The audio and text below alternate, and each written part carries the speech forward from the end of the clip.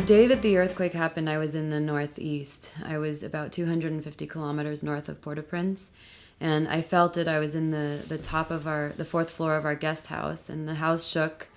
I sent my boss, Matt, a text message, and none of the communication was going through. So I didn't really know what had happened. I didn't know it was centered in Port-au-Prince. And then a couple hours later, I just kind of went back to my business. And then a couple hours later, two of my coworkers came and said that on the radio they had heard that it had hit Port-au-Prince pretty bad, and that there was some damage in the public buildings, so in the Capitol building and the cathedral.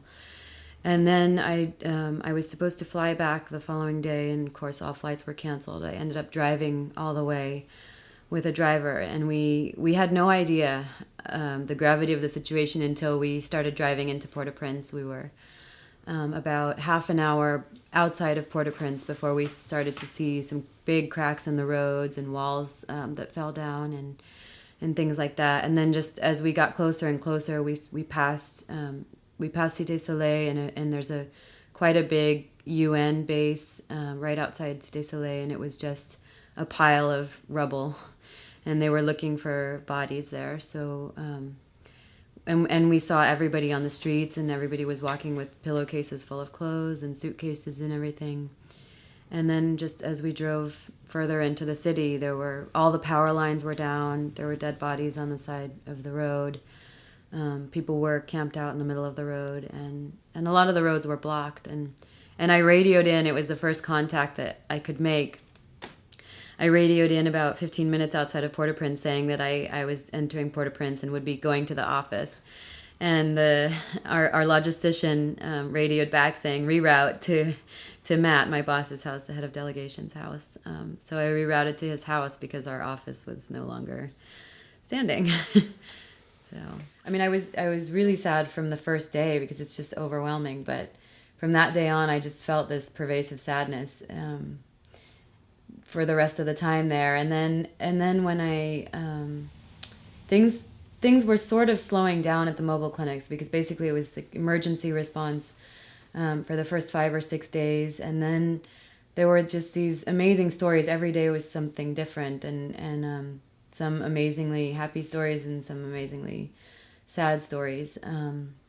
So when I got home, I was overwhelmed. I was so sad. I was sad from the time I stepped on the plane, and from the time I actually entered the airport. I felt like I wasn't sure whether I should really be leaving, but I knew that I needed a break, and I knew that I wouldn't be able to come back and do the long-term recovery work unless I got a good break. So yeah, and the first 3 days were hard here. It's hard to be in a whole other world. I've been asked often why I am in Haiti and what it is that I like about Haiti and why I choose to stay there. And I have had this feeling in Haiti. It's true. I'm not kidding, but I have felt quite in love with Haiti often. And there are times when I'm driving down a road and I see something and it just sparks this feeling in me that feels like being in love, and I still feel that. And I always said that whenever I don't feel that anymore is the day that I'll leave Haiti. And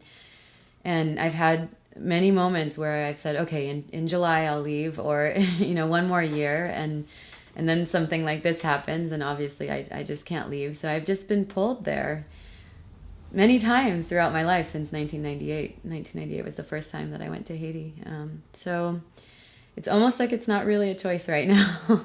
and I do love Haiti, and the resilience of the Haitian people really shined throughout this entire experience of the earthquake. They just took care of themselves, they took care of each other, they dug each other out from day one, and it was just so inspiring. There's no way that I could leave.